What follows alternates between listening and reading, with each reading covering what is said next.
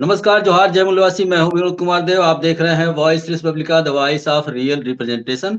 साथियों, इस समय हमारे साथ मिर्जापुर से जुड़ चुके हैं माननीय राजकुमार सोनटकार जी, और आप हैं राष्ट्रीय अति पिछड़ा वर्ग मोर्चा के राष्ट्रीय प्रभारी। हम जानना चाहेंगे कि अभी जो मामले चल रहे हैं, राम मंदिर का जो मामला चल रहा है, काफी गर्मी पर है। एक तरफ जहां उत्तर प्रदेश में ठंड अपने पूरे शबाब पर है, वहीं राम मंदिर का मुद्दा गरमाया हुआ है। तो आइए हम बात करते हैं राम मंदिर के मुद्दे पर आपके क्या विचार हैं। और चूंकि राष्ट्रीय अति पिछड़ा वर्ग मोर्चा के आप राष्ट्रीय प्रभारी हैं, तो पूरे संगठन शक्ति के साथ देश से क्या व्यूज आ रहे हैं, यह भी हम जानने का प्रयास करेंगे। सर, स्वागत है आपका हमारे चैनल पे। धन्यवाद भाई, और सभी हमको सुनने वाले सभी लोगों को धन्यवाद। विनोद कुमार जी, आपने जो बात सर पूछी, अभी हाँ बताइए। सर अभी राम मंदिर का मुद्दा काफी गर्मी पर है, और जी, ओबीसी में भी काफी चर्चा है कि राम मंदिर राम मंदिर राम मंदिर है। हम लोग फील्ड में जब सर्वे करने जा रहे हैं तो पता चल रहा है कि राम मंदिर का मुद्दा गरमाया हुआ है। क्या बोलना चाहेंगे सर इस पे? राम मंदिर पर Bharatiya Janata party backward class को यूज करना चाहती है, खास तौर से पूरे बैकवर्ड समाज में जिसके हक अधिकार की लड़ाई बैकवर्ड समाज के तमाम नेता लोग लड़ रहे हैं, उन लड़ाई को डाइवर्ट करने के लिए भारतीय जनता पार्टी ने राम मंदिर के मुद्दे ले आए। और राम मंदिर के नाम पर जो लोकसभा का चुनाव है, इसको प्रभावित करना चाहती है भारतीय जनता पार्टी। इसके अलावा भारतीय जनता पार्टी का कोई एजेंडा नहीं है। भारतीय जनता पार्टी देश के विकास पर, महंगाई पर, शासन व्यवस्था पर फेल हो रही है। सबसे बड़ा मुद्दा महंगाई है, पिछड़े समाज की जातिगत जनगणना है। इन मुद्दों को दबाने के लिए और पुनः जनता का प्यार स्नेह पाने के लिए जनता को असल मुद्दे से गुमराह कर रही है। इसके अलावा कुछ भी नहीं है। और इसमें केवल भारतीय जनता पार्टी को जिम्मेदार नहीं कहा जा सकता। राम मंदिर को मुद्दा बनाने के लिए ये ब्राह्मण समाज का मुद्दा है।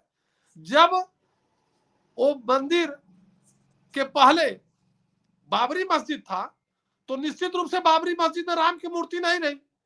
तो बाबरी मस्जिद में राम की मूर्ति कब स्थापित किया गया और किसने स्थापित कराया?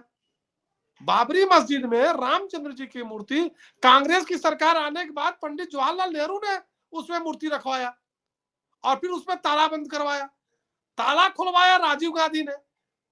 ये कांग्रेस और भाजपा दोनों ब्राह्मणों की बनाई हुई पार्टी है।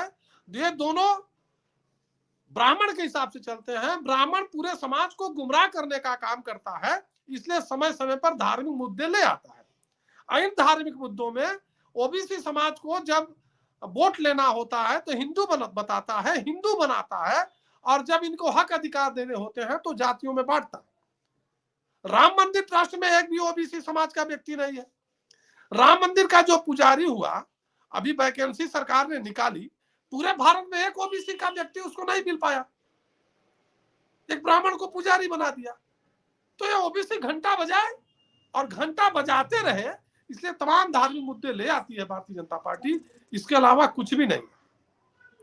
जी, ओबीसी जी बताइए। Continue sir. एक बार और मैं आपको बताना चाहता हूं, मैं ब्राह्मणों की लिखी हुई किसी चीजों में विश्वास नहीं करता, लेकिन ब्राह्मणों ने जो लिखा कि जब राम सेतु बनाते समय रामचंद्र जी ने वहां पर शंकर जी की मूर्ति की स्थापना करना चाहा, तो उस मूर्ति की स्थापना के लिए उन्होंने कहा जामवंत जी से कि जामवंत जी, ऐसे पुरोहित की व्यवस्था करिए जो शैव धर्मावलंबी हो और वैष्णव को मानता हो। तो उन्होंने कहा ऐसा तो केवल एक पुजारी है जो हमारा दुश्मन है, रावण है। तो उन्होंने कहा ठीक है, आप उनको ही संदेशा भिजवाइए, उनको ही आमंत्रित करिए, देखते हैं क्या होता है। अब जामवंत जी रावण को आमंत्रित किए। इस बात को मैं इसलिए उठा रहा हूं कि मौर्य काल में शैव धर्मावलंबी और वैष्णव धर्मावलंबी आपस में दुश्मनी नहीं थी, और शैव धर्मावलंबी और वैष्णव धर्मावलंबियों का दुश्मनी समाप्त करने का जो काम किया, उसको क्रांतिकारी गुरु संत नरहरि दास, जो जाति के सोनार थे, गोस्वामी तुलसीदास जी के गुरु थे, उन्होंने शैव धर्मावलंबी और विष्णु धर्मावलंबियों को आपस में एक करने का क्रांतिकारी कदम उठाया, संदेश दिया, मैसेज दिया, एक किया। और मौर्य काल में शैव धर्मावलंबी विष्णु धर्मावलंबियों का कोई दुश्मनी नहीं मिलता, कोई लड़ाई नहीं मिलती। इसका मतलब कि रामचंद्र जी का उदय मौर्य काल के बाद है। जब मौर्य काल के बाद शैव धर्मावलंबी विष्णु धर्मावलंबी लड़ना शुरू किए और 500 साल पहले उनकी लड़ाई खत्म हो गई। तो इन 500 साल से पहले और राम मौर्य काल के पतन के बाद, शुंग वंश के पतन के बाद, मौर्य काल के बाद 9 पीढ़ी शुंग वंश ने शासन किया, शुंग वंश के पतन के बाद रामचंद्र जी का उदय हुआ, यह बात प्रमाणित होता है। लेकिन भारतीय जनता पार्टी नकली पार्टी है, लड़ाई कराने वाली पार्टी है, धार्मिक उन्माद कराने वाली पार्टी है, लोगों को गुमराह करने वाली पार्टी है। इसलिए भारतीय जनता पार्टी राम के नाम पर और तमाम देवी देवताओं के नाम पर अभी लड़ाएगी। अभी ये लड़ाई उनकी खत्म नहीं हुई, पता नहीं कितने सालों तक लड़ाई लड़ी जाएगी। लेकिन मैं आपके माध्यम से संदेश देना चाहता हूं देश की जनता को, खासतौर से बैकवर्ड क्लास के लोगों को, कि बैकवर्ड क्लास के लोग किसी भी देवी देवता को माने, कोई मतलब नहीं है, कोई एतराज नहीं है, मेरा उनसे कोई शिकायत नहीं है, लेकिन जाने फिर माने। पहले जाने, देवता को जाने फिर माने और अपने हक अधिकार की लड़ाई लड़े। बस आपके माध्यम से मैं जनता को इतना संदेश देना चाहता हूँ। जी, बैकवर्ड क्लास के लोग पहले जाने फिर माने। बैकवर्ड क्लास के लोगों को पहले जानना चाहिए फिर मानना चाहिए। बट अभी एक नया मुद्दा आया है कि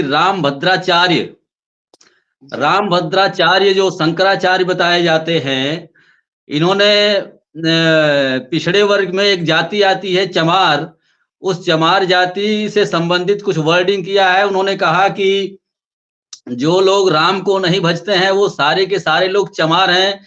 तो रामभद्राचार्य जी का शंकराचार्य जी के इस वक्तव्य पर क्या बोलना चाहेंगे आप?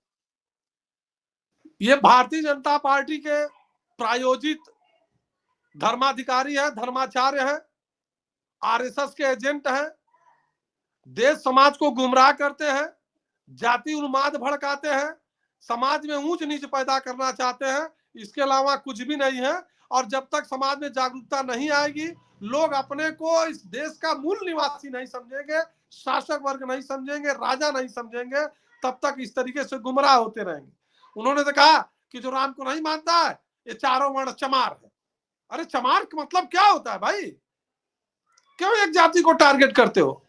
ये टारगेट इसलिए करते हैं कि लोग नीचे जाति में बने रहें और ऊंची जाति बनने के लिए मार करें, ऊंची जाति बनने के लिए भगवान का कृपा प्राप्त करें। इसलिए ये ऊंच नीच बनाई गई और जातियां बनाई गई। इसके पीछे का ही कारण है। आज रामभद्राचार्य है, कल कोई और था। और हमेशा मैं तो कहूंगा ये दोगले हैं। सुग्गा से पैदा हुए सुखदेव हो गए, कौआ से पैदा हुए काकभूसुंडी हो गए, श्रृंगी से पैदा हुए हिरनी से पैदा हुए श्रृंगी हो गए। ये दोगले लोग हैं। हर समय, हर युग में, या ये कह लीजिए कि हर काल में आते रहे हैं, आते रहेंगे। इस पर जब समाज जागरूक हो जाएगा तो इनका कोई असर नहीं पड़ेगा। जी, एक सवाल बड़े पैमाने पर आ रहा है, पूरे देश में और दुनिया में धूम मचाए हुए है और काफी जटिल सवाल लगता है। कहा यह जा रहा है कि राम मंदिर ऐसी जगह बनाया जा रहा है जहां पे खुदाई में बुद्धिस्ट आर्कियोलॉजिकल एविडेंस प्राप्त हुए। तो वो बुद्धिस्ट लोगों का दावा है कि वो बुद्धिस्ट जमीन है, बुद्धिस्ट प्रॉपर्टी है जहां पर राम मंदिर बनाया गया है। क्या कहेंगे सर इस पे? ये तो सब जानते हैं, ये ब्राह्मण भी जानता है, बैकवर्ड क्लास के लोग और बनिया वर्ग, ये दो जातियां इसको मानने को तैयार नहीं है। आज उसका नाम अयोध्या है, पूरा दुनिया जान रहा है। अयोध्या के पहले नाम उसका साकेत था, बहुत कम लोग जानते हैं। साकेत नाम विलुप्त हो रहा है, मतलब साकेत पुराना था। तो साकेत से ही पता चलता है कि मौर्य इतिहास का चीजें हैं। और जिस नदी के किनारे अयोध्या बताई गई है, उस नदी का नाम है सरयू, ऐसा ब्राह्मण बताते हैं। लेकिन असल नाम उसका तो घाघरा है। घाघरा को ही सिर्फ अयोध्या में सरयू बता दिया। और साकेत का नाम, जो वैश्विक राजधानी थी मौर्यकालीन, उस साकेत को अयोध्या बता दिया। ये गुमराह करने वाली चीज है और मैंने अभी आप पहले बताया आपको कि मौर्य काल के पतन के बाद और 500 साल पहले शैव धर्मावलंबी और वैष्णव धर्मावलंबी थे, उसके पहले शैव धर्मावलंबी और वैष्णव धर्मावलंबियों का उल्लेख नहीं मिलता। तो शैव धर्मावलंबी विष्णु धर्मावलंबी जब आपस में लड़ाई थी तब रामचंद्र जी का उदय बताता है ब्राह्मण। हो सकता है किसी के लिए भगवान हो, मैं भगवानों को नहीं मानता। सर आप राष्ट्रीय अति पिछड़ा वर्ग मोर्चा के राष्ट्रीय प्रभारी हैं और राष्ट्रीय पिछड़ा वर्ग मोर्चा के प्रभारी नहीं हूं, मैं प्रदेश अध्यक्ष हूं और मैं प्रदेश अध्यक्ष हैं राष्ट्रीय मूल निवासी व्यापारी वर्ग मोर्चा का। जी, राष्ट्रीय मूल निवासी व्यापारी वर्ग मोर्चा के राष्ट्रीय प्रभारी हैं और राष्ट्रीय अति पिछड़ा वर्ग मोर्चा के प्रदेश प्रभारी हैं, प्रदेश अध्यक्ष हैं, प्रदेश अध्यक्ष हैं और एक संगठन काफी बड़े पैमाने पर राष्ट्रीय पिछड़ा वर्ग मोर्चा के राष्ट्रीय अध्यक्ष माननीय चौधरी विकास पटेल ने यह ऐलान किया है कि जिस दिन 22 जनवरी को राम मंदिर का उद्घाटन होने वाला है, उस दिन को वो पूरे देशव्यापी काला दिन मनाने का ऐलान उन्होंने किया हुआ है। तो इस ऐलान को आप किस नजर से देखते हैं और क्या आपका संगठन भी इसमें शामिल है? जी बिल्कुल, हमारा संगठन शामिल है। हम लोग 22 जनवरी को काला दिन मनाएंगे और मैं तो सोनार हूं सर, मैं जाति से सोनार हूं।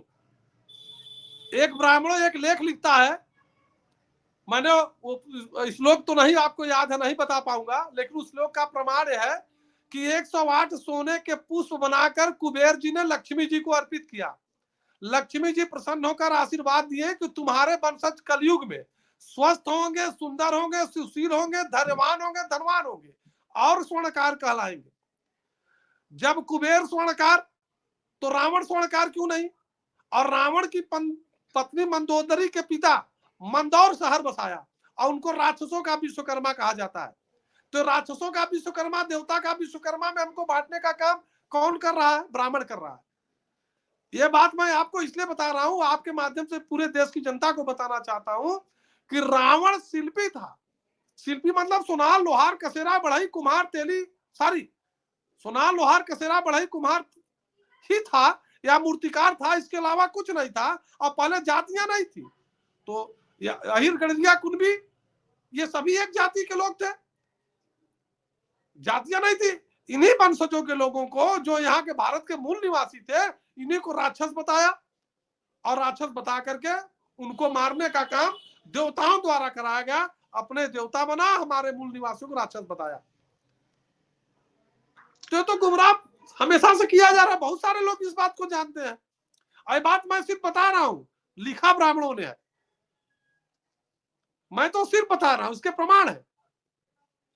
मंदोदरी के पिता विश्वकर्मा, रावण का भाई कुबेर सोनार, तो रावण कहां से क्या हो गया? और जब विभीषण जाता है रामचंद्र जी के पास, तो तुलसीदास जी लिखते हैं कि नाम विभीषण निश्चर वंशा, मेरा नाम विभीषण है, मैं निशाचर वंश से हूं। तो सभी मूल निवासियों को ब्राह्मणों ने समय पर राक्षस बताया और निशाचर बताया। तो जो मूल निवासियों को मारा हो उसकी खुशियां हम मनाएं, तो ये ऐसा तो नहीं होना चाहिए। मैं तो कभी दशमी नहीं बनाता। जी। और मंदिर, जिस मंदिर का उद्घाटन करने जा रहे हैं मोदी जी, वो मंदिर अर्धनिर्मित है। ये सब राजनीतिक स्टैंड है, वो भी जानते हैं न देवी है न देवता है। वही अयोध्या में अभी एक पेपर में आया था न्यूज कि एक धर्माधिकारी ने एक महिला के साथ दुष्कर्म किया। तो कहां चले गए भगवान? कि भगवान की नगरी में, भगवान के जन्म स्थान पर दुष्कर्म हो रहा है। जी, एक सवाल अभी बहुत महत्वपूर्ण आ रहा है, एक सवाल अभी बहुत महत्वपूर्ण आ रहा है, और वो ये है कि कहा यह जा रहा है कि 1992 में जिस प्रकार राम मंदिर की लड़ाई में मंडल कमीशन के मामले को दफन कर दिया गया था, उसी प्रकार अब की बार राम मंदिर के हवन कुंड में जाति आधारित जनगणना भी भस्म होने वाली है। तो ओबीसी का हक अधिकार भी अब की बार हवन कुंड में समाप्त होने वाला है। क्या बोलेंगे सर इस पे? यही कारण है, राम मंदिर को समय से पहले उद्घाटन करने के कारण यही है कि जो जातिगत जनगणना ओबीसी की राष्ट्रीय मुद्दा बनता जा रहा था, इसको भस्म करने की साजिश है। लेकिन अब पिछड़े समाज के लोगों को संघर्ष करना पड़ेगा। हम लोग सड़क से लेकर संसद तक संघर्ष करेंगे। नाक में दम कर दिया जाएगा सरकार चलाने वाले लोगों को। जी सर, अभी जरूरत पड़ी तो सड़कों पर उतर करके शक्ति प्रदर्शन किया जाएगा। जी, एक अंतिम सवाल ये है सर कि अंतिम और बहुत ही महत्वपूर्ण सवाल ये है, क्या 22 जनवरी को मंदिर उद्घाटन और काला दिन वर्सेस जो ये विवाद छिड़ गया है पूरे देश में, तो मंदिर उद्घाटन और 22 जनवरी के बारे में को लेकर के आप हमारे माध्यम से देश की जनता को क्या संदेश देना चाहेंगे? देश की जनता को सर बस एक इनसे भारतीय जनता पार्टी के छद्म और धोखा देने वाले नियत के साथ ऐसा किया जा रहा है, इससे सावधान रहें और अपने हक अधिकार की लड़ाई लड़े। अब जातिगत जनगणना सरकार कराए और हमारी आबादी के हिसाब से हमें प्रतिनिधित्व दे, शिक्षा में, नौकरी में और नौकरी प्रमोशन में, इसमें हमारा हक अधिकार दे, लोकसभा में दे, विधानसभा में दे। ये मैं मैसेज देना चाहता हूँ। जी बहुत बहुत धन्यवाद सर। धन्यवाद और सभी को आभार, आपको भी आभार। साथियों, आप थे माननीय राजकुमार स्वर्णकार जी, प्रदेश प्रभारी राष्ट्रीय अति पिछड़ा वर्ग मोर्चा। हम आपसे बाद में भी मिलवाते रहेंगे। इस तरह के व्यूज जो आएंगे आपके थ्रू, आपके इस चैनल के माध्यम से आपके समक्ष रखते रहेंगे। तो बने रहिए हमारे साथ। मिलते हैं नेक्स्ट वीडियो में। तब तक के लिए नमस्कार, जोहार, जय मूल्यवासी। जय मूल्यवासी।